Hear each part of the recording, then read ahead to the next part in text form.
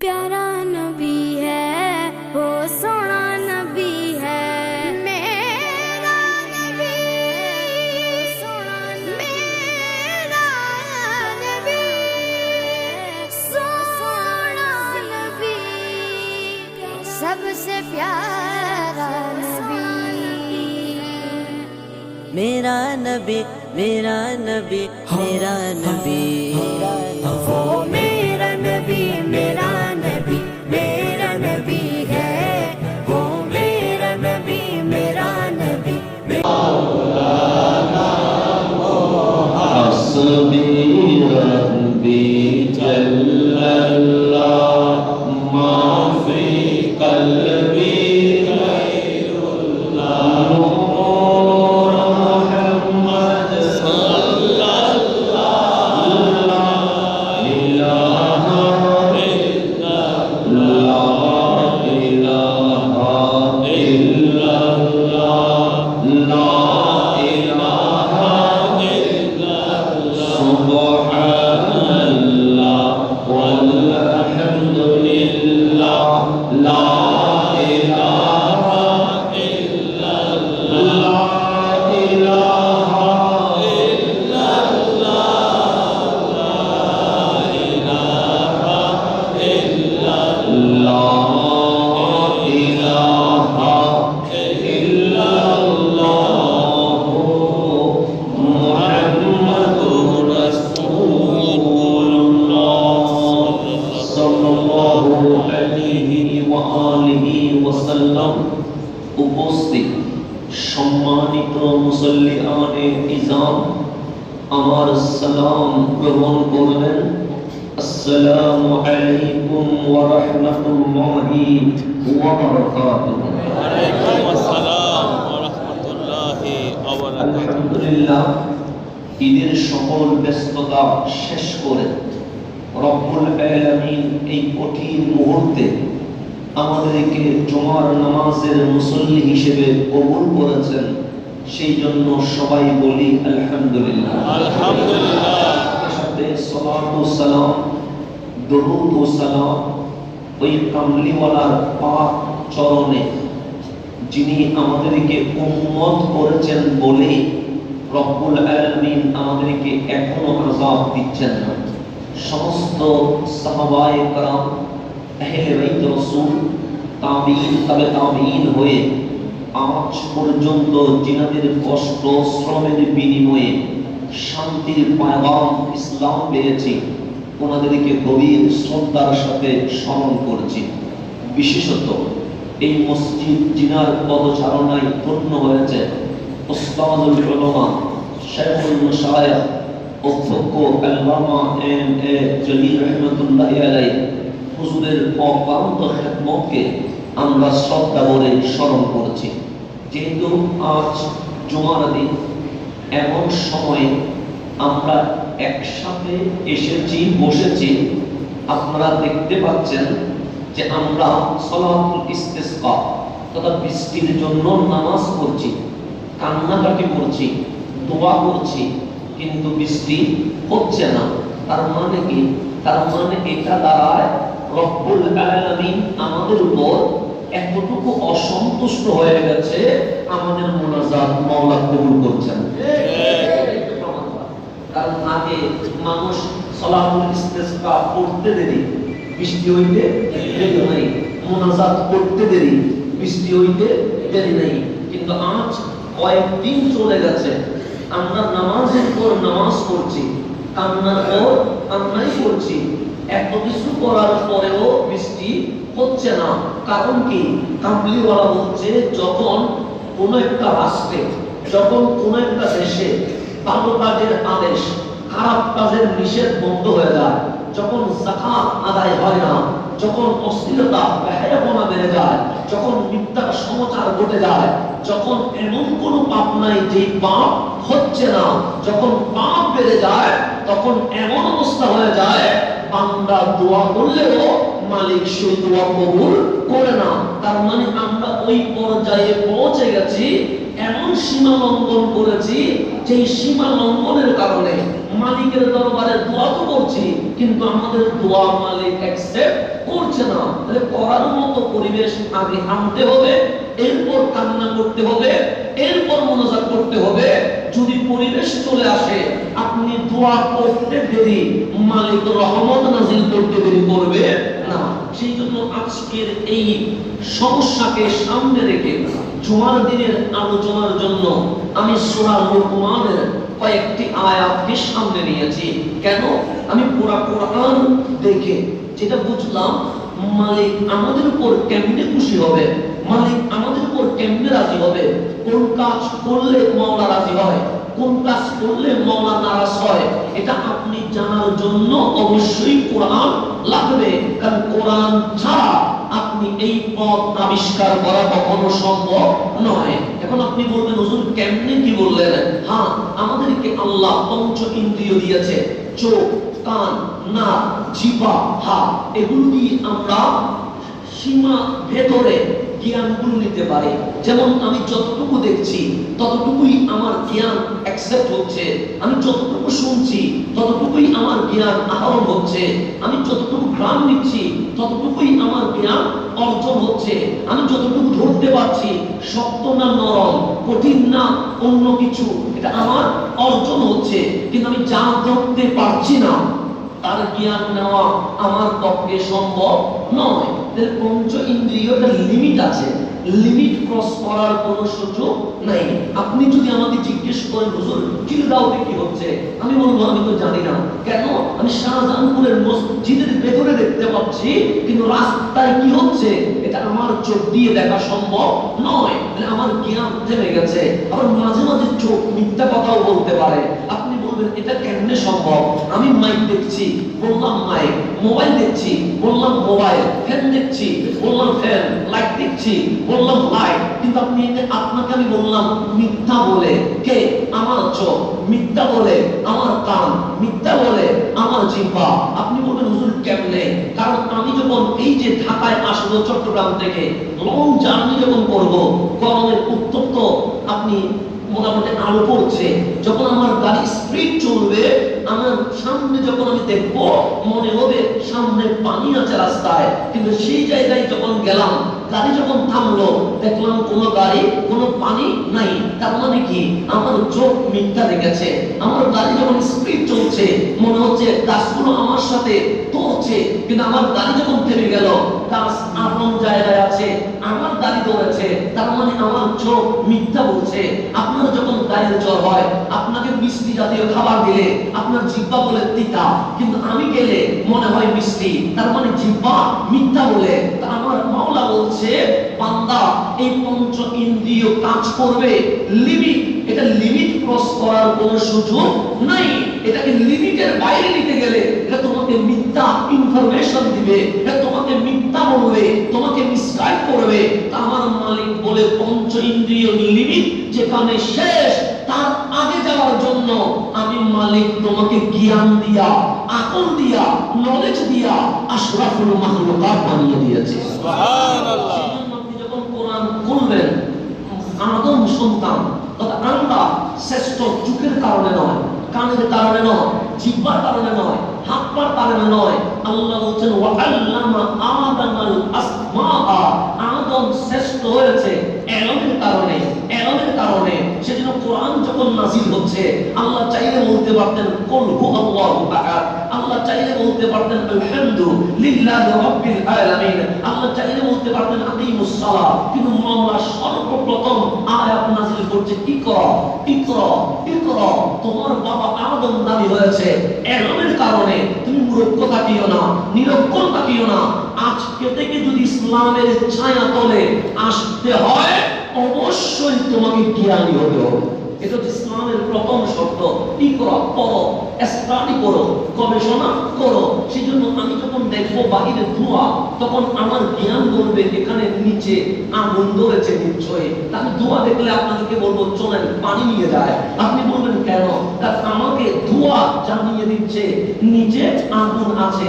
চোখে দেখলাম ধোঁয়া, কিন্তু আমার জ্ঞান বলছে নিচে আগুন আছে। এটার নাম নলেজ, যেটা লিমিট ক্রস করে জ্ঞান অর্জন করতে বাধ্য বাধ্য হয়। আপনি যখন দেখবেন আসমান ও জমিন, আপনি যখন দেখবেন আপনার চোখের সামনে একটা রিক্সা চালক ছাড়া সামনে এগাচ্ছে না, আপনি দেখলেন একটা বাস ড্রাইভার ছাড়া সামনে যাচ্ছে না, আপনি যখন দেখলেন একটা নৌকা মাঝি ছাড়া সামনে যাচ্ছে না, আপনি দেখলেন একটা বিমান পাইলট ছাড়া উপরে উড্ডীন করছে না, আপনি যখন দেখলেন জাহাজ নাবিক ছাড়া চলতে পারছে না, তখন আপনার নলেজ বলছে সামান্য বাস যদি ড্রাইভার ছাড়া না যায়, বিমান যদি পাইলট ছাড়া না উড়ে, জাহাজ যদি নাবিক ছাড়া সামনে না এগায়, এই বিশ্ব জাহান নিশ্চয়ই আল্লাহ ছাড়া কখনো চলতে পারে না। এটার নাম হচ্ছে দিয়া। আপনাদের চোখে দেখাচ্ছে বাস, চোখে দেখাচ্ছে জাহাজ, চোখে দেখাচ্ছে আপনাকে ট্রাক, কিন্তু আপনার জ্ঞান বলছে এই বিশ্ব এমনিতে চলতে পারে না। যেটা নৌকা মাঝি ছাড়া চলে না, সেখানে এই বিশাল আলামিন নিশ্চয়ই রব্বুল আলামিনের ক্ষমতা ছাড়া চলতে পারে না। তো জ্ঞান থেমে গেছে, আল্লাহ আছে এই জায়গায় স্টপ হয়ে গেছে, এই জায়গায় থেমে গেছে, কিন্তু আমার জ্ঞান বলছে না কোন কাজ করলে মালিক রাজি হবে, কোন কাজ করলে মালিক নারাজ হবে। এটা আমার জ্ঞান বলতে পারছে না, আমার জ্ঞান বলতে পারছে না আমি কোন পথে হাঁটলে আমার মালিক রাজি হবে, আর কোন পথে হাঁটলে আমার মালিক নারাজ হয়ে যাবে। এটা আমার জ্ঞান স্টপ হয়ে গেছে। তা আমার মালিক বলছে তোমার জ্ঞান আল্লাহ খুঁজে পেয়েছে, কিন্তু তোমার জ্ঞান আমল খুঁজে পায় নাই। কোন আমল করলে মাওলা রাজি হয়, কোন আমল করলে মাওলা নারাজ হয়, এটা তোমার জ্ঞান খুঁজে পায় নাই। তা আমি যখন আল্লাহ জ্ঞান দিয়ে খুঁজে পেয়েছি, তখন আমার মন বলছে ভালো যদি বাঁচতে হয় আমার মালিককে ভালোবাসতে হবে, ভালো যদি বাঁচতে হয় আমার আল্লাহকে ভালোবাসতে হবে। কেন? কারণ এই বিশ্ব জাহান যিনি পরিচালিত করছে উনি রব্বুল আলামিন। আল্লাহ ডাক দিয়েছেন কল হাবিব আপনি বলেন ইন কুনতুম তুহিব্বুনাল্লাহ, তোমরা যদি আল্লাহকে ভালোবাসো, কারণ তোমার জ্ঞান তো আল্লাহ খুঁজে পেয়েছে, সুতরাং জ্ঞান বলছে ভালোবাসা উচিত মাওলারে। তখন আল্লাহ বলছে ফাত্তাবিউনি, হাবিব ওদেরকে বলেন তারা যেন আপনি নবীর অনুসরণ করে। কেন? আপনি নবীর মাঝে আমি আল্লাহ রেখে দিয়েছি কোন কাজ করলে রব্বুল আলামিন রাজি হয়ে যাবে। নবীটাকে রাখছে কোরআন, আল্লাহ চেনার জন্য কোরআন লাগে না, জ্ঞান দিয়ে আল্লাহ চেনা যায়। কবর হাসর নসর চেনার জন্য কোরআন লাগে না, এটা জ্ঞান দিয়ে কবর হাসর নসর চেনা যায়। আমার কোরআন লাগবে হুদাল লিন্নাস, হুদাল লিল মুত্তাকিন, হুদাল ওয়া রাহমাতাল লিল মুহসিনিন। কোরআন লাগবে হেদায়েতের জন্য। হেদায়েত মানে কি? কোন পথ হাঁটলে সিরাতে মুস্তাকিম হবে সেটা জানার জন্যই কোরআন লাগবে। সেজন্যই তো কোরআনে আগে বলেছে যালিকাল কিতাব লা রাইবা ফি হুদাল লিল মুত্তাকিন, হুদাল লিল মুত্তাকিন। যাকে তাকে হেদায়েত দেয় না, তাকে হেদায়েত দেয় যে মাওলার পরিচয় পাওয়ার পর মাওলাকে রাজি করতে চায়, তারই কোরআন হেদায়েত দেয়। আকল যখন থেমে গেছে, জ্ঞান নলেজ যেখানে স্টপ হয়ে গেছে, সেখানে কামলিওয়ালার পথ চলা শুরু হয়ে গেছে। তা আল্লাহ বলছে নবীকে অনুসরণ করো, নবীকে অনুসরণ করো। কেন? হাসানকে অনুসরণ করলে সমস্যা কোন জায়গায়, আপনাকে অনুসরণ করলে সমস্যা কোন জায়গায়? আল্লাহ বলেন মানুষ সত্যও বলতে পারে, মিথ্যাও বলতে পারে। এই জবান কখনো সঠিক কথা বলে, এই জবান কখনো মিথ্যা কথা বলে, এই জবান কখনো অতিরঞ্জিত কথা বলে, এই জবান কখনো লিমিটের মধ্যে থাকে। জবান নিয়ন্ত্রণ করা কখনো সম্ভব হচ্ছে না আমাদের। তা আল্লাহ বলে তোমাদের ঠোঁট জিহ্বা আছে, আমরা বললাম আছে, এটা দিয়ে কি হয়? আমরা বলি কথা বলে। মালিক বলে কথা কেমনে বলো? কখনো হেসে কথা বলে, কখনো রাগ করে কথা বলে, কখনো সুন্দর কথা বলে, কখনো গালি দিয়ে কথা বলে, কখনো সালাম দিয়ে কথা বলে, কখনো উগ্র মেজাজে কথা বলে। আমরা আল্লাহ বলে জবানের হিসাব অবশ্যই আমি নিব, একটা একটা করে নিব। এমন কোন সময় মোমেন্ট আমি তোমাকে ছাড় দিব না, প্রত্যেকটা কথার হিসাব দিতে হবে। তা হাসানকে অনুসরণ করলে সত্যও থাকতে পারে, মিথ্যাও থাকতে পারে, কমও থাকতে পারে, বেশিও থাকতে পারে, অতিরঞ্জিত থাকতে পারে, আবার অতি কমও থাকতে পারে। কিন্তু আমার আল্লাহ বলছেন নবীকে কেন অনুসরণ করবা? সাওয়ামা ইয়ান্তিকু আনিল হাওয়া ইন হুয়া ইল্লা ওয়াহিয়ু ইউহা। তোমাদের ঠোঁট আছে, তোমরাও কথা বলো, কথাগুলো তোমাদের থাকে।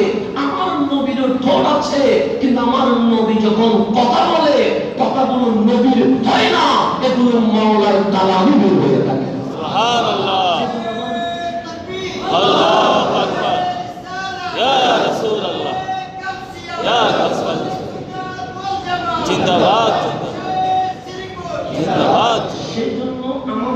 আর নবীর কথা কখনো সেম হতে পারে না। কারণ আমাদের কথা আমাদের নিজ থেকে বানানো, আর আমার নবীর কথা মওলা থেকে পাঠানো। দুইটাই ভাগ আছে। একটা হচ্ছে আমাদের কথা, আমাদের বানানো, নবীর কথা মওলা থেকে পাঠানো। সেজন্য কোরআনটাও ওহী, হাদিসটাও ওহী। কোরআনের নাম ওহী মতলু, হাদিসের নাম ওহীয়ে গায়ের মতলু। ওইটাই ওহী। কেন? সবগুলো মাওলা থেকে বের হয়েছে। আমার নবীর জবান নিচে চলে না, আমার নবীর জবান থেকে ওহী বের হয়, আল্লাহর কালাম বের হয়। সেই জন্য আপনি মুসলমান হয়ে যখন নবীর বক্তব্যে ভুল তালাশ করবেন, আপনি মুসলমান হয়ে নবীর কাজে যখন ভুল তালাশ করবেন, আপনি মুসলমান হয়ে নবীকে যখন আপনার ক্যাটাগরিতে নামানোর চেষ্টা করবেন, আপনি মুসলমান হয়ে রাত দিন গবেষণা করছেন আমার নবী কোন কোন জায়গায় ভুল করছে, তখন আল্লাহ রাগ দিয়ে বলছেন নিজে ভুল করতে পারবা, নবীর ভুল তালাশ করো না। কেন? জবানটা নবীর ছিল, কালামটা আল্লাহর ছিল। আঙ্গুল তুলেছেন নবীর দিকে, অটোমেটিক আঙ্গুল চলে যাবে আল্লাহর দিকে। কালামগুলো কার? আল্লাহ। আল্লাহ। আপনি দোষ হচ্ছেন কার? নবীর না আল্লাহ? আল্লাহ। আল্লাহ। তার কালাম তো আল্লাহ। আপনি ঠোঁটে তো দোষ করেন নাই। আপনি বলছেন নবীর এই কথাটা ভুল, আপনি বলছেন নবীর এই কাজটা ভুল, আপনি বলছেন নবীর এই অভ্যাসটা ভুল। তো জবানটা নবীর ছিল, কালামটা নবীর ছিল না। কালাম কার ছিল? আল্লাহর ছিল। হাত নবীর ছিল, কাজটা নবীর ছিল না। কাজ ছিল আল্লাহর। আল্লাহ বলছেন মা রামাইতা ইদ রামাইতা ওয়ালাকিন্নাল্লাহ রামা। হাত আপনার ছিল কিন্তু মারাটা তো আপনার না, আল্লাহর ছিল। তা আপনি দোষ ধরছেন নবীর, চলে যাচ্ছে কার কাছে? আল্লাহর কাছে। তো মুসলমান কতটুকু জঘন্য পর্যায়ে চলে গেছে, বাংলায় বসে নবীর উম্মত হইয়া কোরআন হাদিস বিক্রি করে সংসার চালায়, আর ভেতরে ভেতরে আমার নবীর দোষ চর্চা করে। আযাব না আসে কি আপনার উপর কি দয়া আসবে নাকি? আযাব না আসার তো কোনো উপায় নাই, কারণ আপনি আযাবের কাজ করছেন। তো আপনি কাজ করছেন কিসের? আযাবে। এখন আপনি কামনা করছেন রহমতের, হবে না, কখনো সম্ভব নয়। কারণ আপনি যে কাজ করছেন আপনাকে সেই কাজের কর্মফল অবশ্যই পেতে হবে, এটা মওলার কথা। তাই আমার নবীকে অনুসরণ করলেই পাওয়া যাবে সঠিক পথ। সেই পথের মধ্যে আছে মওলা কিভাবে রাজি হবে, মওলা কিভাবে নারাজ হবে। সেজন্য কোরআন যখন খুলবেন, কোরআনের মধ্যে ইশারা আছে, আকিমুস সালাহ, নামাজ পড়ো, আতুজ যাকাত, যাকাত দাও, আতিমুল হজ, হজ করো, কুতিবা আলাইকুমুস সিয়াম, রোজা রাখো। আর বাস্তব প্র্যাকটিক্যাল ব্যাখ্যা আমার নবীর জীবনীতে রয়ে গেছে। সেটাই হচ্ছে কোরআন। এই কোরআনটা আপনার নবীর মাধ্যমে আমরা পেয়েছি। তো সেখানে আমি দেখলাম রমজান মাসে আমরা প্র্যাকটিস করেছি, আর রমজানের পর থেকে শাওয়াল থেকে শুরু করে একদম আপনার রমজান পর্যন্ত আমরা যে প্র্যাকটিস করেছি এটার বাস্তবায়ন করতে হবে। তো এই বাস্তবায়নের নমুনাটা মাওলা সূরা লোকমানের মধ্যে দিয়েছে। লোকমান দেখতে লম্বা ছিলেন না, লোকমান দেখতে বড় মোটা সোটা ছিলেন না, লোকমান দেখতে কোনো ক্ষমতাধর ব্যক্তি ছিল না, লোকমান দেখতে ফেরাউন নমরুদ কারুনের মতো দাপটওয়ালা কোনো ব্যক্তি ছিল না। লোকমানের জীবনীতে বলা হচ্ছে উনি বাকি ছিলেন। এটা আমি বাস্তবে আমি অনুধাবন করেছি। যদি কোন কেমনে, কারণ আমি প্রথম যখন মিশরে গিয়েছি, হযরত লোকমান আলাইহিস সালামের মাজার আমার পক্ষে জিয়ারত করা সম্ভব হয়েছে, আল্লাহ দয়া করেছেন। সাথে দানিয়েল আলাইহিস সালামের মাজার একসাথে আছে। লোকমান আলাইহিস সালামের মাজারটা ছোট, আমি প্রথমে গিয়ে মনে করছি এটা কোনো বাচ্চার মাজার। জিজ্ঞেস করলাম এটা কার মাজার? এটাই তো লোকমান আলাইহিস সালামের মাজার, এত ছোট। তো ওনার জীবনী পড়ে দেখলাম উনি বাকি ছিলেন, চেহারাটা চকচাকটা ছিল, নাকটা বড় ধরনের ছিল, দেখতে এত কালো ছিল, ওনার মতো কালো আর কেউ ছিল না। কিন্তু এই লোকমান হাবশী উনি মাওলাকে এত বেশি রাজি করে ফেলেছে, মালিক মালিক হইয়া সূরা লোকমান নাম দিয়া লোকমান আলাইহিস সালামের জীবনী মাওলা আল কোরআনে লিপিবদ্ধ করে দিয়েছে। সুবহানাল্লাহ। চেহারা দিয়ে মানুষের উন্নতি হয় না, বডি দিয়ে মানুষের উন্নতি হয় না, ক্ষমতার তাকত দিয়ে মানুষের উন্নতি হয় না, মহব্বত দিয়ে মানুষের কি হয়? উন্নতি হয়। তো লোকমান আলাইহিস সালাম কোথায় জন্ম নিয়েছেন? আজকে যেমন আমেরিকার আধিপত্য চলছে, সব জায়গায় আমেরিকার একটা ক্ষমতা শক্তি চলছে, সেই জামানায় লোকমানের জামানায় মিশরীয় সভ্যতা আপনারা শুনেছেন। আপনি যদি গভীরভাবে খেয়াল করেন, ফেরাউন মিশরের, নমরুদ মিশরের, কারণ মিশরের। আপনি দেখেন অধিকাংশ নবী রাসূল মিশরের মধ্যেই কি করেছেন, স্টেই করেছেন। মিশর ছিল এমন একটা রাষ্ট্র, আজকে যেমন আমেরিকা, রাশিয়া, চীনের কথা চলছে, এক সময় সারা বিশ্বে মিশর আধিপত্য বিস্তার করেছে। এবং এই মিশরের অঞ্চলে ছিল আফ্রিকা। আফ্রিকার যেই অঞ্চল, এটার নাম ছিল হাবশা, যেটাকে বর্তমান ইথিওপিয়া বলা হয়। সেখানে সৈয়দনা বেলাল হাবশির জন্ম, সেখানে নাজ্জাশির জন্ম। ঠিক ওই জায়গায় সৈয়দনা লুকমানের জন্ম হয়েছে। উনি অনেক বেশি হায়াত পেয়েছেন। উনি জন্ম হচ্ছে আইয়ুব আলাইহিস সালামের জামানায়। ওনাকে বলা হয় সৈয়দনা আইয়ুবের আত্মীয়, তথা অনেক তাফসীরে বলছে উনি খালতো ভাই ছিলেন আইয়ুব আলাইহিস সালামের। কিন্তু এত দীর্ঘ হায়াত পেয়েছে, উনি হযরত দাউদ আলাইহিস সালামের জামানা পর্যন্ত পেয়ে গেছে। তো ওনার জীবনী স্টাডি করে দেখলাম, উনি হায়াত পেয়েছেন 1000 বছর। এই 1000 বছরে উনি 4000 নবী রাসূলের সুহবতে ছিলেন। সুবহানাল্লাহ। হায়াত পেয়েছেন কয় হাজার? আর সুহবতে বসছেন কয় হাজার? আমার মতো না, নবী রাসূলের সুহবতে বসে এলম অর্জন করেছেন 4000 নবী রাসূলকে উস্তাদ বানিয়ে লুকমান কি হয়েছেন, ছাত্র হয়েছেন।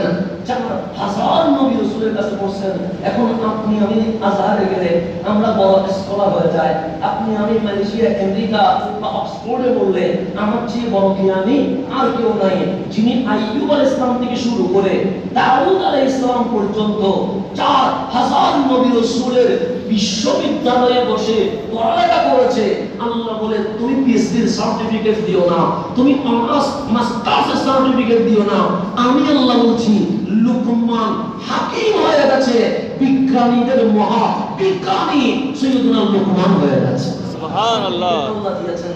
তো সৈয়দনা লুকমানকে বিশিষ্ট তানবী হযরত কাতাদা রাহমাতুল্লাহি আলাইহি উনি বলছেন, আল্লাহ লুকমানকে ডাকতেন, লুকমান আপনার রিয়াজত, আপনার ইবাদত, আপনার ইখলাস, আপনার ভালোবাসা আমি আল্লাহকে রাজি করে ফেলেছেন। তো যাকে আল্লাহ যে আল্লাহকে রাজি করে তার জন্য লিমিট থাকে না, তার জন্য আল্লাহ আনলিমিট হয়ে যায়। মালিক নিয়ম পরিবর্তন করে ফেলে। আপনি কোরআন করেন, তখন সূরা কাহফ করেন, আল্লাহ কিভাবে তার বান্দার জন্য নিয়ম চেঞ্জ করে ফেলে সেটা আপনি দেখবেন।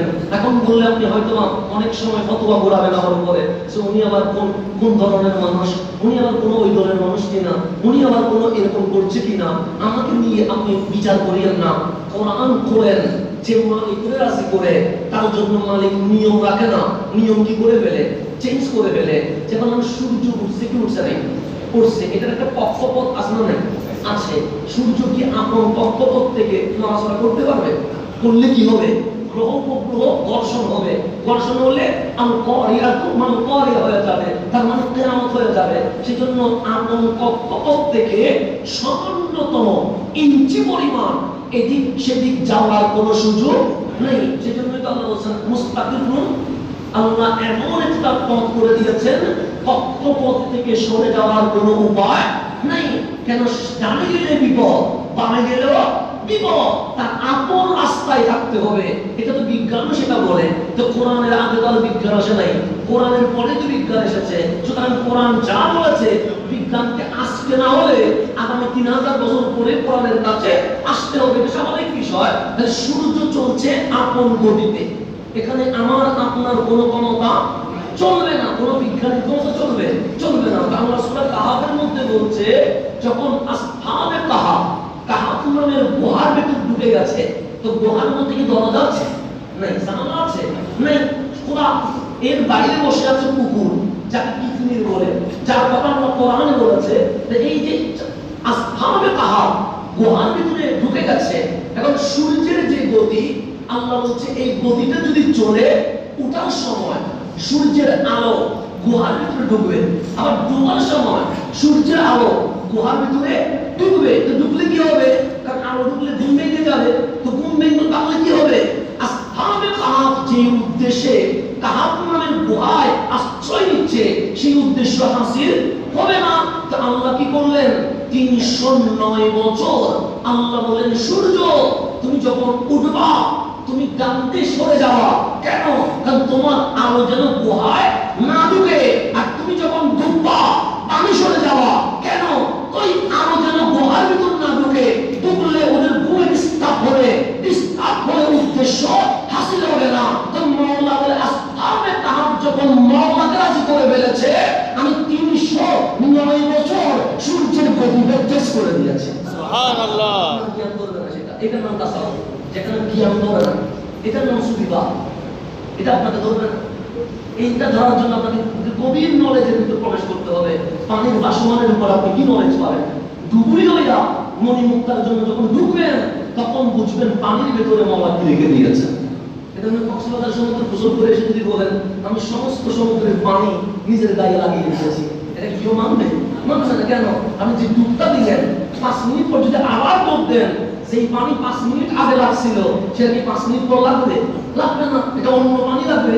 তা আপনি সমুদ্রে ডুব দিয়ে যদি বলেন আমি সমস্ত কক্সবাজারের সমুদ্রের পানি নিজের গায়ে লাগিয়ে নিয়েছি, তখন মানুষ বলে পাগল হয়ে যাচ্ছে।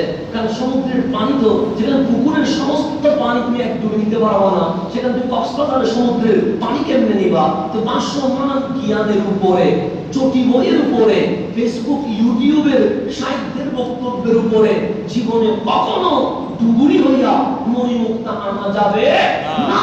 ওটা পড়ার কারণে, ওইটা শোনার কারণে আমি দেখেছি, ভাসমান নলেজের কারণে অনেক ভালো মানুষও এসিডি হইয়া রূপান্তরিত হয়েছে। কারণ গভীরের ভেতরে ঢুকে না। ইসলাম তো গভীরে ঢুকতে হবে। সেজন্য আমরা কি করা, পড়ো, গবেষণা করো। তুমি ফেসবুক, ইউটিউব, ইন্টারনেট দিয়ে 2 মিনিট, 3 মিনিট, 5 মিনিটের ভিডিও দিয়া তুমি এগুলা দিয়ে ইসলাম কায়েম করিও না। তোমাকে পড়তে হবে। সেজন্য কোরআন 23 বছর সময় নিয়েছে। জামানার সাথে, সময়ের সাথে শানে নজুল আয়াতের প্রেক্ষাপট দাবে দাবে দাবে দাবে করে আপনাকে জানিয়ে দিয়েছে। কেন? কারণ ইসলাম এমন একটা কানুন, এমন একটা ধর্ম, এমন একটা রিলিজিয়ন, আজ 1400 বছর পরেও যদি কোরআন খোলেন, আজকের এই সমস্যা আপনি যখন কোরআনে পেয়ে যাবেন, আপনি বলবেন কোরআন 1400 বছর আগে নয়, মনে হচ্ছে কোরআন এখন নাযিল হয়ে গেছে। এটার জন্য আপনাকে পড়তে হবে। তাহলে আপনি ওই ভাসমানের উপর ঢুকলে হবে না, আপনাকে গভীর ভিতরে ঢুকতে হবে। মালিক চেঞ্জ করে দিয়েছে। আমি নিয়ম কি করে দিলাম, চেঞ্জ করে দিলাম। যেমন জাকারিয়া, উনি বৃদ্ধ হয়ে গেছে। বৃদ্ধ মানে কি? সন্তান হওয়ার কোনো সুযোগ নাই।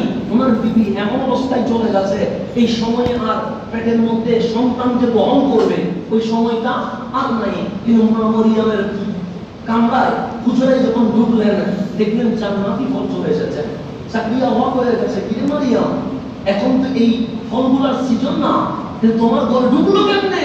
মারিয়াম বলে, বাইরে তো তালা বন্ধ করেছেন আপনি, আমি কেমনে খুলবো, তা আসলো কেমনে?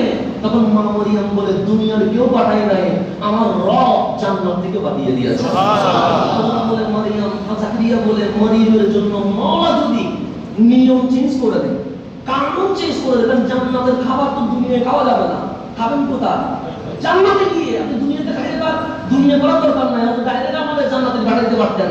তো আল্লাহ বলেন, মারিয়াম এমন রাজি হয়েছি জান্নাতের খাবার দুনিয়ায় খাওয়ার জন্য নয়, জান্নাতে গিয়ে খাওয়ার জন্য।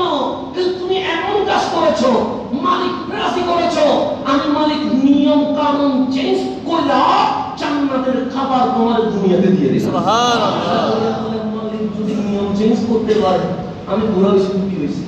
আমার বিবি বিদ্যা হয়েছে, কি হয়েছে? এই মরিয়মের সত্তায় আমার সন্তান দিতে পারেন। মসজিদে একসাথে যায় নাই, হুজরার মধ্যে যাই নামাজ বিছায়া নামাজ শুরু করে দিয়েছে। কোথায়? হুজরায়। কোরআন বলছে, আমি বলি নাই, হুজরায় দোয়া করছেন কি? মানে তুমি যদি মরিয়ম রে জান্নাতের খাবার দুনিয়াতে দিতে পারো, বৃদ্ধ জাকারিয়ারেও একটা সন্তান দিতে পারো। সুবহানাল্লাহ।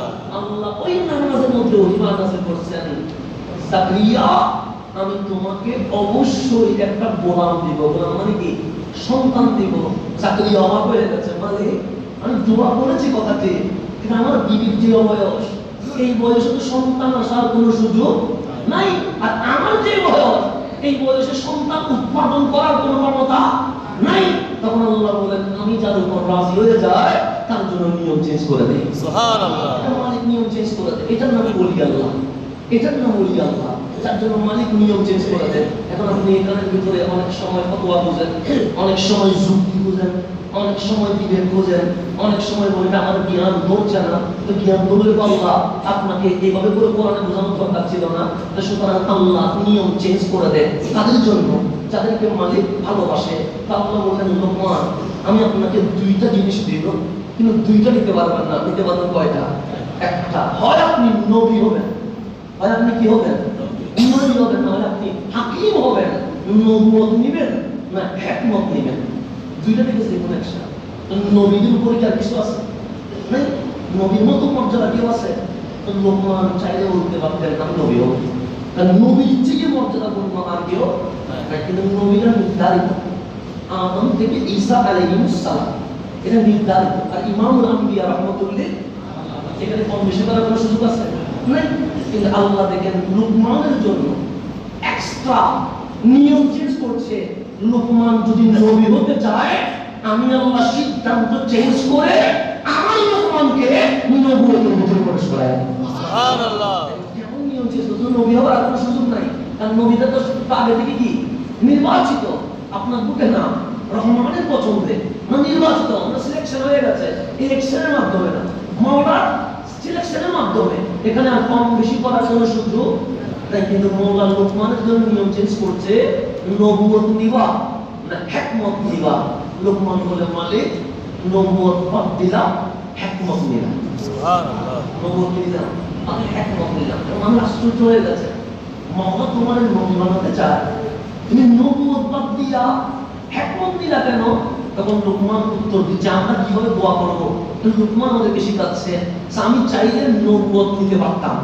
আমি যদি বলতাম মাওলার নবী হবো, আমার মালিক নবী বানাতো, কিন্তু এটা মাওলার সিদ্ধান্ত না। সিদ্ধান্তটা কার ছিল?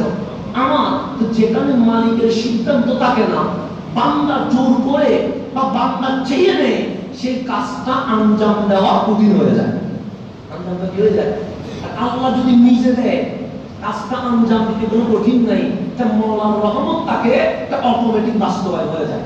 দেখো নবী তো আমি নিজে হচ্ছি, কারণ নবী এখানে হওয়ার কোনো সুযোগ। মালিক আমাকে বলছেন, নবী যদি তুমি হতে চাও, আমি নবী বানাবো, ইচ্ছে কার? আমার। তা আমি যদি নিজ থেকে নবী হই, দায়িত্বটা আমার জন্য কঠিন হয়ে যাবে। আর মাওলা যদি নবী বানাতেন, তাহলে জীবনে জিজ্ঞেস করতেন না নবী হওয়া না হাকিম হওয়া। সেজন্য নবুয়ত বাদ দিলাম, হিকমত নিলাম। হিকমত নিতে দেরি, আমার মালিক বলে এটাই তোমার জন্য বরাদ্দ ছিল। মালিকের ইচ্ছার বান্দার ইচ্ছা যখন মিলে গেছে, মালিক বলে আমার লোকমান এই জাহানের সবচেয়ে বড় হিকমত ওয়ালা বিজ্ঞানী হয়ে গেছে। সুবহানাল্লাহ। আল্লাহ যেটা দেয়, এটার উপর কি রাখতে হবে? খুশি থাকতে হবে। এটার মধ্যে বরকত, এটার মধ্যে বরকত। রিজিক কখনো বাড়ায় না, রিজিকের মধ্যে বরকত থাকে। এটা মনে রাখবেন, আমাদের মধ্যে রিজিক কয়ভাবে আসে? দুইভাবে। একটা হালাল ভাবে, একটা হারাম ভাবে। দুইভাবে, একটা হালাল একটা কি হারাম। দুইটা ভাবে আছে রিজিক। আপনি যে হারাম ভাবে যেটা উপার্জন করছেন, সেটা যদি আপনি বুক করতে পারেন, হারাম কেউ বুক করতে পারে, কেউ বুক করতে পারে না। দুইভাবে। বাংলাদেশের টাকা অনেকে পাচার করে, আছে না? আছে। পাশের দেশে, অন্য দেশে পাচার করে, গিয়ে দেখবেন টাকাটা ওরা নিয়ে গেছে, ফেরত দিছে, দেয় না। বরং ও যখন গেছে ওটা সব হাতে রাখছে। এরকম বাংলাদেশে অনেক ঘটনা ঘটছে। কি করে গেছে? কেন? আল্লাহ এটা তার রিজিকে রাখেন নাই, বরং সে 2 নাম্বারই করার কারণে ওরা বাংলা অগণিত মানুষের হক নষ্ট করে দিয়েছে। চলে গেছে বিদেশে। তাহলে এটা আর আমার কোনো সুযোগ নাই। এটা হারাম পন্থায় অর্জন, সে বুক করতে পারে না। তার মানে কি রিজিকের মধ্যে লেখা ছিল না। এটা হচ্ছে একটা। এটা হচ্ছে আপনি হারাম অর্জন করলেন, এটা আপনি বুক করতে পারতেছেন। হারামের টাকা আপনি খাচ্ছেন, গাড়ি কিনলেন, বাড়ি করলেন, খাচ্ছেন। তার মানে আপনি বুঝতে পারছেন আমি হারাম অর্জন করেছি, কিন্তু এটা দিয়ে আমি কি করছি? রিজিক নিচ্ছি। তার মানে আপনার বুঝতে হবে এই হারামটা আপনার রিজিকের লিখা ছিল। আপনি যদি হারাম পন্থায় না দিয়ে হালাল পন্থায় যদি দেন, মালিক দেরি হলেও এই রিজিক আপনারে দিত। কিন্তু আপনি হারাম করার কারণে কি হয়ে গেছেন? আজীবনের জন্য বোঝা হয়ে গেছে, জাহান্নাম আপনার ঠিকানা হয়ে গেছে। তাহলে বুঝতে হবে এটা রিজিকটা আপনার ছিল, কিন্তু আপনাকে ধৈর্য ধরার চেষ্টা করা দরকার ছিল। আপনি একটু আস্তে আস্তে স্লো ইমোশনে এগানো দরকার ছিল। তাহলে তাড়াহুড়া করতে গিয়ে এই হালাল সম্পদের ভিতরে কি ঢুকে ফেলছেন? হারাম ঢুকিয়েছেন। এই হারাম ঢোকানোর পর আমি না যদি হাজারবার মোনাজাত করি, আমার মালিক কি মোনাজাত কবুল করবে? এখন আমরা বলি তো বৃষ্টি পড়ে না কেন? তো বৃষ্টি পড়বে কোথা থেকে? বৃষ্টি পড়বে কোথা থেকে? আমি নিজে ঠিক নাই, বৃষ্টি পড়বে তাহলে ঠিক থাকলে আমি ঠিক নাই, বৃষ্টি পড়বে কোথা থেকে? সেইটা হচ্ছে মূল কথা। লোকমান ইসলামকে জানিয়ে দিচ্ছে আমি আমাদের দুইটা জিনিস দিতে চাই, নবুয়ত, হিকমত। আমি নবুয়ত নেই নাই কেন? নবুয়ত আমার জন্য বরাদ্দ ছিল না, কিন্তু হিকমত আমার জন্য কি ছিল? বরাদ্দ ছিল। যেটা আমার জন্য বরাদ্দ ছিল সেটা যখন আমি নিলাম, আমি লোকমান চলে গেছি, কোটি বছর হয়ে যাচ্ছে, কিন্তু মালিক এখনো সেই লোকমানের আলোচনা করতেই আছে, কিয়ামত পর্যন্ত লোকমানের আলোচনা চলতেই থাকবে। সুবহানাল্লাহ। দুই নম্বর যেটা বললাম, লোকমান ইসলামকে কেউ জিজ্ঞেস করেছিল আমি লোকমান হতে চাই। আপনারা অনেক সময় নায়ক হতে চান না? অনেক বুজুর্গ এখন নায়ক হওয়ার জন্য সুর পর্যন্ত লাভ করতেছেন, এরকম আছে না? আজকাল আপনারা নায়ক হতে চান, আপনারা অমুক ব্যক্তির মতো হতে চান, আপনারা অমুকের মতো হতে চান, এরকম আছে না? আছেন। সৈয়দনা সিদ্দিক আকবর, উনি বিশ্ব ওয়ার্ল্ডের 1-2 নাম্বার শিল্পপতি ছিলেন, কিন্তু উনি কোটিপতি হতে চান নাই। উনি চাইছেন আমার নবীর গোলাম হতে। স্বপ্ন বিভিন্ন জনের স্বপ্ন বিভিন্ন রকম হয় আর কি। চারটা স্বপ্ন আত্মার মতো হয়। কেউ নায়কের মতো হতে চায়, কেউ খেলোয়াড়ের মতো হতে চায়, কেউ লিডারের মতো হতে চায়। তো কেউ একজন জিজ্ঞেস করেছিল আমি লোকমানের মতো হতে চাই। কেন? লোকমান হলে দাম আছে, কিন্তু ফেরাউন হলে কোনো দাম আছে না। নায়ক বলে ফেরাউন বাবা আর কি। ফেরাউন নায়কের মধ্যে কোনো তফাৎ আছে? তা আপনি যখন নায়ক হতে চান, তার মানে আপনি নমরুদ হতে চান, আপনি কারুন হতে চান, আপনি আবু জাহেল হতে চান, আপনি আবু লাহাব হতে চান, এরকম অনেকেই হতে চায় কি চায় না? চায়, তার পছন্দ তার মতো থাকো। কিন্তু অনেকের পছন্দ আছে আমি ফেরাউন নমরুদ কারুন হব না, আমি লোকমান হতে চাই।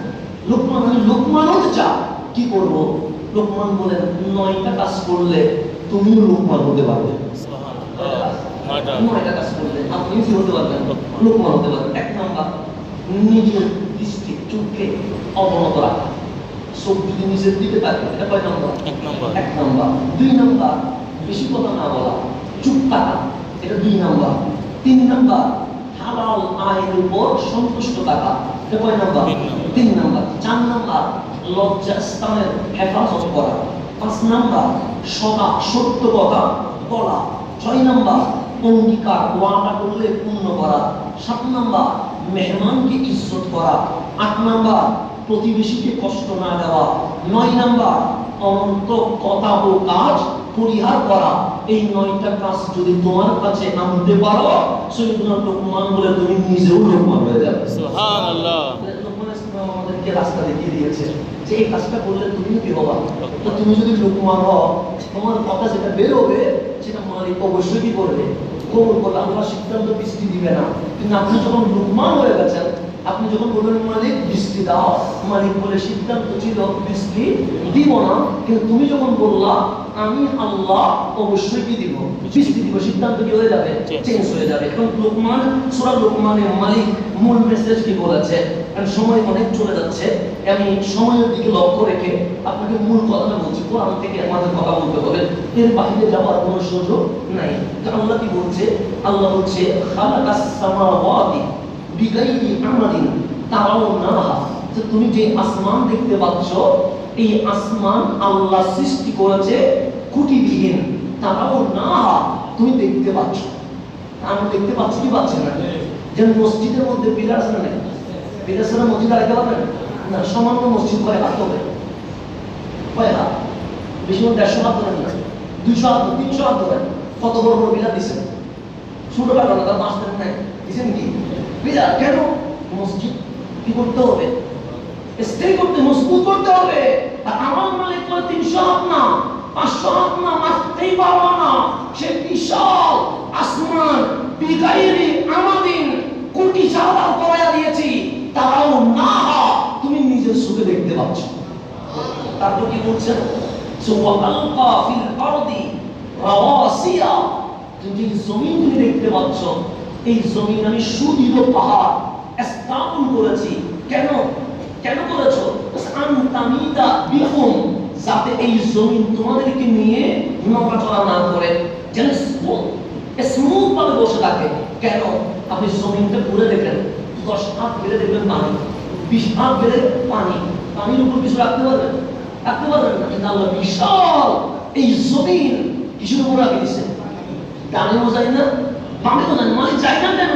আল্লাহ বলছে ওয়া আলকা ফিল আরদি রাওয়াসিয়া, আমি বিশাল বিশাল পাহাড় এর মধ্যে কি করে দিয়েছি? স্থাপন করেছি আনতামিদা বিকুম, যেন তোমাদেরকে নিয়ে নড়াচড়া না করে। তারপর আল্লাহ বলছেন ওয়া বাসরা ফিয়া মিন কুল্লি দাবাতিন, আসমানকে কুটিসারা দাঁড় করায়া, জমিনকে পাহাড়টি স্থির করায়া, এই জমিন আমি সকল ধরনের প্রাণী ছড়িয়ে ছিটিয়ে দিয়েছি। বাসরা মানে ছড়িয়ে ছিটিয়ে দিয়েছি। এরপর ওয়া আনজালনা মিনাস সামাই মা, যখন প্রাণীগুলো ছড়িয়ে ছিটিয়ে দিলাম, আমি আল্লাহ আসমান থেকে পানি বর্ষণ করি। তাহলে পানি কোথা থেকে আসে? না, গরমের কারণে পানি বাষ্প হয়, উপরে ওঠে, সেটা মেঘের মাধ্যমে কি হয়? পানি আকাশের মধ্যে থাকে। তারপর মওলা রূপ বলে সেটা ফোঁটা ফোঁটা পানি কোথায় পড়ে? জমিনে পড়ে। জীবনে কোনোদিন ভেবে দেখেছেন গরমের মধ্যে যখন পানি উপরে উঠছে, বাষ্প হচ্ছে, সেখানে মিঠা পানিও আছে, লবণের পানিও আছে। আসলে আজকে যে গরম পড়ছেন, কি ঢাকায় পড়ছেন, চট্টগ্রামে পড়ছেন, ঢাকার মধ্যে যে পুকুরের পানি বাষ্প হয়ে উপরে উঠছে, ঠিক চট্টগ্রামের কক্সবাজারের পানি উঠছে না, লবণও উঠছে, মিঠাও। কিন্তু বৃষ্টি হওয়ার সময় কোনো লবণ আছে? কি পানি পড়ছে? লবণ বেরোবে। লবণ বেরোবে, লবণের পানি যদি পড়ে গাছ মরে যাবে, ধানের চাষ নষ্ট হয়ে যাবে। আর মালিক কিভাবে এগুলোকে ফ্রেশ করছে, কিভাবে মালিক মেঘের মাধ্যমে লবণটাকে আলাদা করছে, আপনি জীবনে কোনোদিন ভেবে দেখেছেন? দেখেন ভাই। আল্লাহ বলছেন ওয়া আনজালনা মিনাস সামাই মাআ, আমি আসমান থেকে পানি বর্ষণ করি। তুমি ওলা পানি বর্ষণ করো কেন? সে ফাতামবাতনা ফিহা মিন কুল্লি জাওজিন কারীম, পানি বর্ষণের মাধ্যমে আমি আল্লাহ জোড়ায় জোড়ায় উপকারী উদ্ভিদ, গাছ, ফল ফলাদি উৎপন্ন করে থাকি। সুবহানাল্লাহ। সামান্য কথা করে মানে পুরো দুনিয়াটা বলে ফেলতেছেন। আল্লাহ বলে আসমান বানিয়েছে পিলার ছাড়া, কুটি ছাড়া। তুমি দেখতে পাচ্ছ জমিনের উপর সুদীর্ঘ পাহাড় আমি লাগিয়ে স্থাপন করেছি, যেন তোমাদেরকে নিয়ে নড়াচড়া না করে।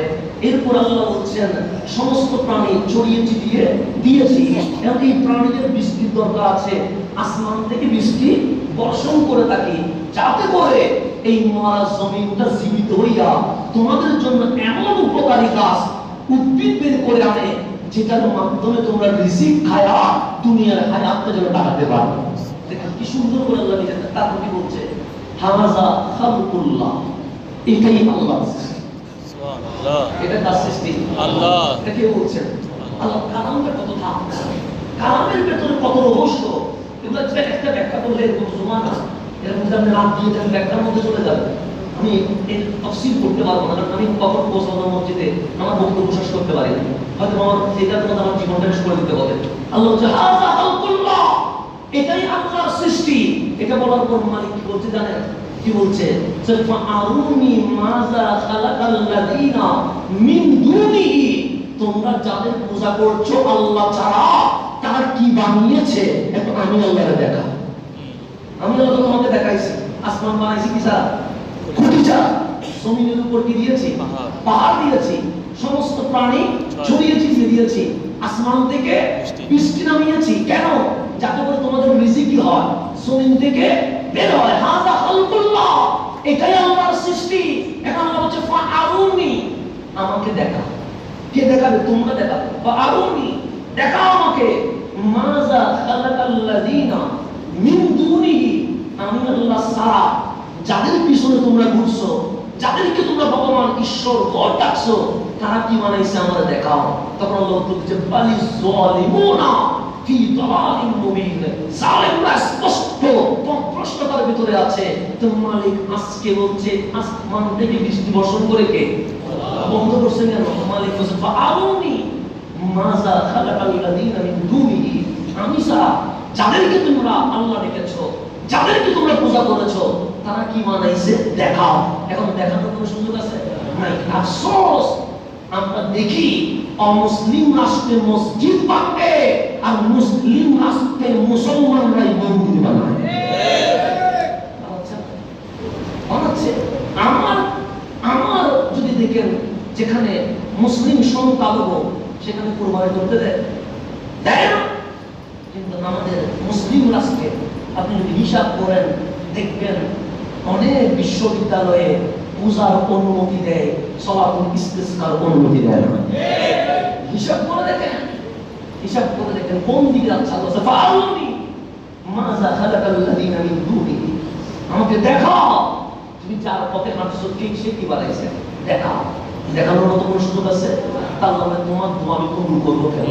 বাল যালিমুনা ফি দালালিন মুবিন, তোমরা জালেম হয়ে গেছো, তোমরা অত্যাচারী হয়ে গেছো, তোমরা সুস্পষ্ট প্রশ্নের ভিতরে আছো।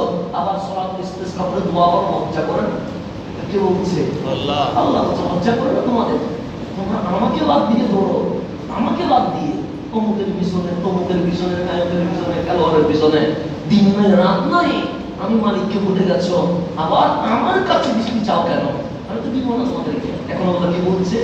ওয়ালাকাদ আতাইনা লুকমানাল হিকমা, আমি আল্লাহ আমার লুকমানকে হিকমত দিয়েছি। হিকমত দিলে কি হয়? হিকমত দিলে উনি মিসগাইড হয় না, হিকমত দিলে উনি মওলাকে বুঝি পায়। আমরা আজকে মসজিদে আসছি কারণ আল্লাহ আমাদেরকে হিকমত দিয়েছে। কি দিয়েছে? হিকমত।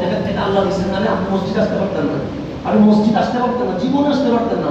অনেক সময় আমাদেরকে আমাদের মসজিদ কমিটির মধ্যে জুমার নামাজের মসজিদের কোনো মানুষকে বলেন যেন মানুষ তাড়াতাড়ি চলে আসে, আমি নামাজ করি না।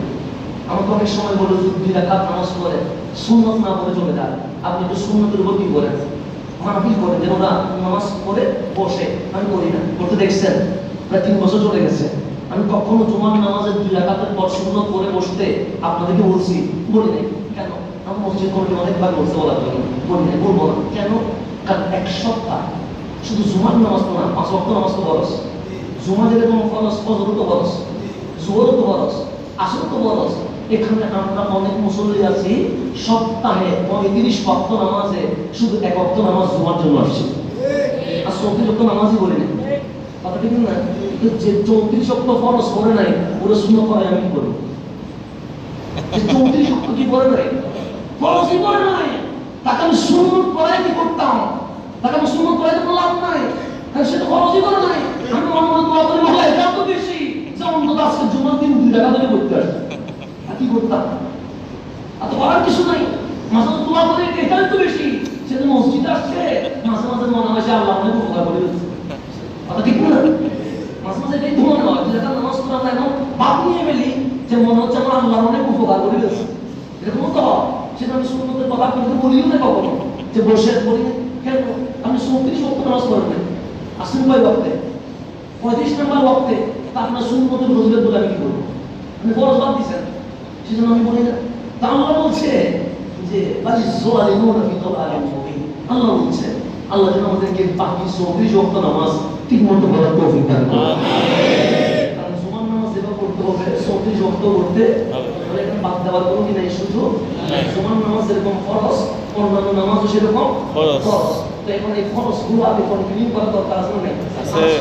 সেই জন্য আপনাদেরকে নামাজ কি এটা তো জানি না, জানলে না বলবো, না জানলে কোথেকে বলবো? নামাজ কি এটাও তো বুঝি নেই। না বুঝলে নামাজ, নামাজ মানে কি? আল্লাহু আকবার বলা না, না সূরা ফাতিহা বলা না, নামাজ কি সেটাই তো আমরা জানি না। তো ইনশাআল্লাহ জুমার নামাজ কি সেটা নিয়ে কথা বলবো।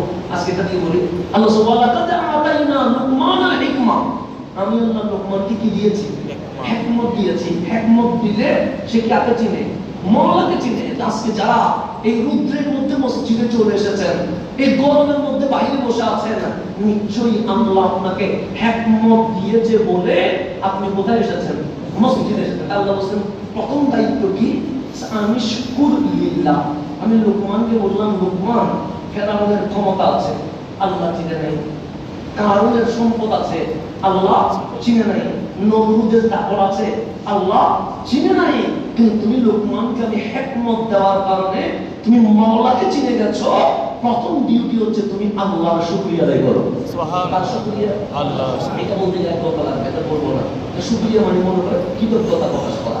তা আল্লাহ বলছে ওয়া মান ইয়াশকুর, যে আল্লাহর শুকরিয়া আদায় করে, ফা ইন্নামা ইয়াশকুরু লিনাফসিহি, যে নিজের শুকরিয়া আদায় করে। সে আল্লাহর কোনো উপকার করে নাই, কিন্তু নিজের উপকার করছে। ওয়া মান কাফারা, যে কৃতজ্ঞতা অস্বীকার করে, ফাইন্নাল্লাহা গানিয়্যুন হামিদ, আমি আল্লাহ অমোকাবেক্ষী ধনী এবং প্রশংসনীয়, তোমার শুকরিয়ার কোনো দরকার নাই। এটা আল্লাহ। এরপর কি বলছেন? এই মূলত 6টা আদেশ, এটা হচ্ছে মূল পয়েন্ট।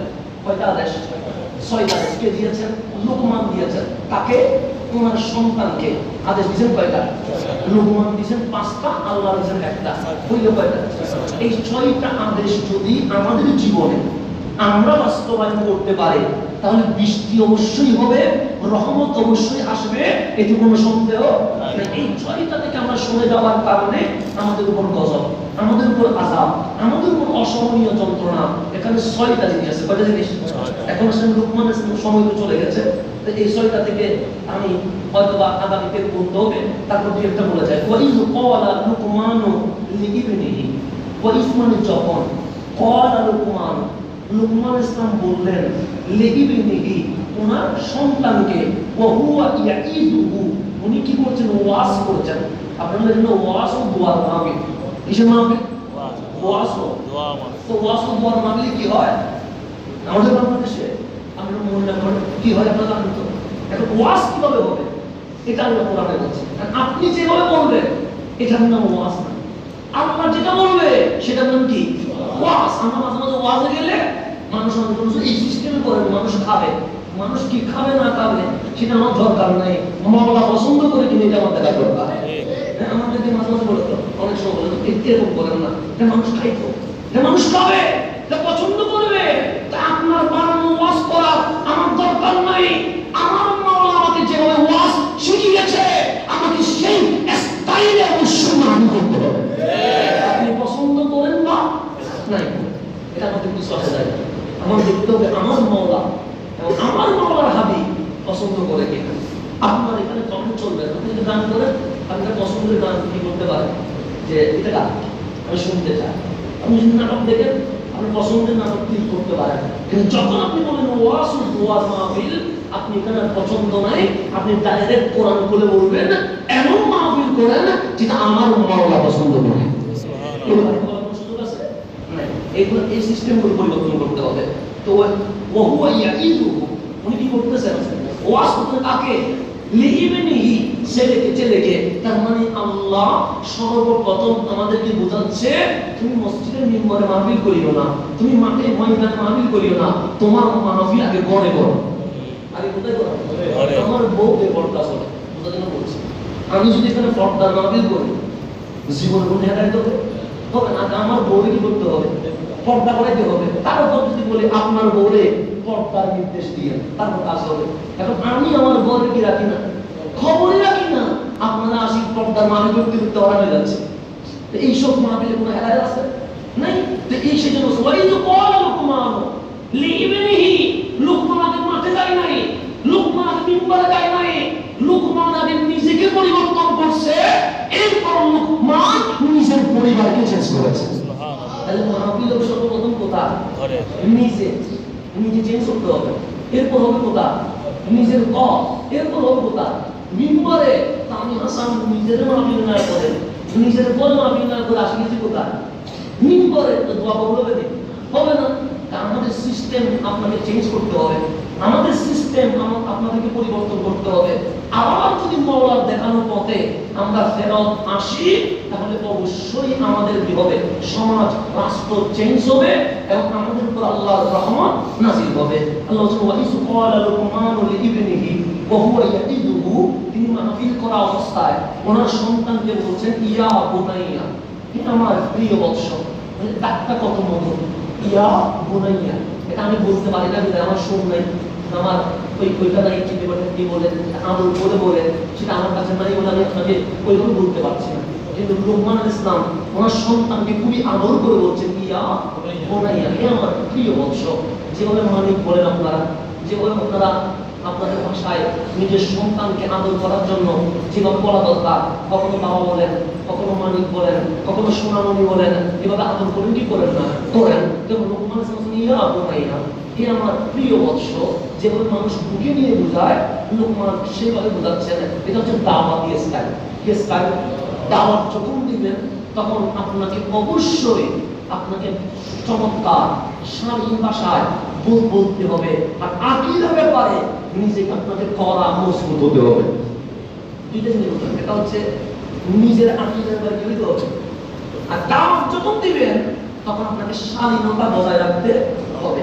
ইয়া রাব্বুনাইয়া হে আমার বৎস লা তুশরিক বিল্লাহ, এক নম্বর তুমি আল্লাহর সাথে শিরিক করতে পারবে না। এটা এক নম্বর সবক। কয় নম্বর সবক? এক নম্বর। কেন? ইন্না শিরকা লা যুলমুন আযীম, নিশ্চয়ই শিরিকের মতো বড় জুলুম এই জমিনে আর নাই। তো সুদ বন্ধ করেন। শিরিকের বাজার বড় হচ্ছে কোথায়? মুসলিম বিশ্বে। কোথায়? আমি হচ্ছে অসাম্প্রদায়িক মানুষ। আমি বলি হিন্দুরা তাদের কাজ করবে, খ্রিস্টানরা তাদের কাজ করবে, মুসলমানরা তাদের কাজ করবে, এটাতে হচ্ছে ইসলাম। কিন্তু আমার নবী যখন জাজিরাতুল আরব দখল করলেন তখন মূর্তি পূজা বন্ধ করলেন না মূর্তি পূজা খুলে দিলেন? বন্ধ করলেন। এখন আরব আমিরাতে মূর্তির দরকার নাই, সৌদি আরবে মূর্তির দরকার নাই, কিন্তু বন্ধ করে দেখেন মুসলমান কোটি কোটি টাকা খরচ করে মূর্তি স্থাপন করে শিরিকের বাধা বসিয়ে দিয়েছে। আল্লাহ বলছেন আমার লোকমান নিজের ছেলেকে বলছে লা তুশরিক বিল্লাহ, কখনো আল্লাহর সাথে শিরিক করিও না। কি আনার পরে? ঈমান আনার পরে। ইন্না শিরকা লা যুলমুন আযীম, নিশ্চয়ই শিরিক হচ্ছে বড় জুলুম, এটার চেয়ে বড় জুলুম এই জমিনে আর নাই। এটা কয় নাম্বার উপদেশ? সেই জন্য আমরা সূরা ফাতিহায় বলি ইয়্যাকা না'বুদু ওয়া ইয়্যাকা নাস্তাঈন। এটা বলার পর কি হয় জানেন? যখন আমি আপনি বলি শান্ত নাই শুনবো থেকে, সুপ্ত নাই দেখবো থেকে, মন তো নাই অনুধাবন করবো থেকে, যখন আমরা বলি ইয়্যাকা না'বুদু ওয়া ইয়্যাকা নাস্তাঈন, আমরা মওলার ইবাদত করি, মওলার কাছে সাহায্য চাই, তখন আল্লাহ কি বলে জানেন? আল্লাহ বলে ও মালায়েকা দেখো আমার বান্দা কি বলছে। কি বলছে শুনেছো? ওরা বলছে শুনেছি। আল্লাহ বলো না কি বলছে? সে বলেছে ইয়্যাকা না'বুদু, আমরা শুধু আমার মালিকের ইবাদত করি। আল্লাহ তারপর কি বলেছে? যে ইয়্যাকা নাস্তাঈন, এরপর বলেছে আল্লাহর কাছে সাহায্য চায়। তখন আমার মালিক বলে বান্দা নিরাশ হোস না, তোর মাঝে আর আমার মাঝে একটা চুক্তি হয়ে গেছে, তুই চাইতে থাকবি আমি মালিক দিতেই থাকবো। সুবহানাল্লাহ। ইয়্যাকা না'বুদু ওয়া ইয়্যাকা নাস্তাঈন, আল্লাহ বলে যে তোর মাঝে আর আমার মাঝে কি হয়ে গেছে? চুক্তি হয়ে গেছে। আর তুই যখন বলিস তুই আমারই ইবাদত করিস, আমার কাছে তুই চাস, এটা যখন তুই বলে ফেলেছিস আমি আল্লাহকে বলছি তোর সাথে বাইনি ওয়া বাইনাকা, তুই আর তোর আর আমার মাঝে একটা কি হয়ে গেছে? চুক্তি। কি চুক্তি? তুই চাইতে থাকবি আমি মালিক শুধু দিতেই থাকবো। এটা হচ্ছে শিরক মুক্ত থাকা। প্রথম হচ্ছে ইন্না শিরকা লা যুলমুন আযীম, শিরকের চেয়ে বড় জুলুম আর নাই। আজকে একটা উপদেশ বললাম, আরো আছে কয়টা? পাঁচটা। এই পাঁচটার সাথে সমন্বয় করে যদি রব্বুল আলামিন আমাকে আগামী জুমার জুমা পর্যন্ত যদি হায়াতের বাজেট দিয়ে থাকেন, ইনশাআল্লাহ আমরা এখান থেকে কি করবো? কন্টিনিউ করবো। রব্বুল আলামিন আমাদের সকলকে আজকে যতটুকু আলোচনা করেছে ততটুকু আমল করার তৌফিক দান করুন। আমিন। যারা সুন্নাত আদায় করেন না তারা সুন্নাত আদায় করে নেন।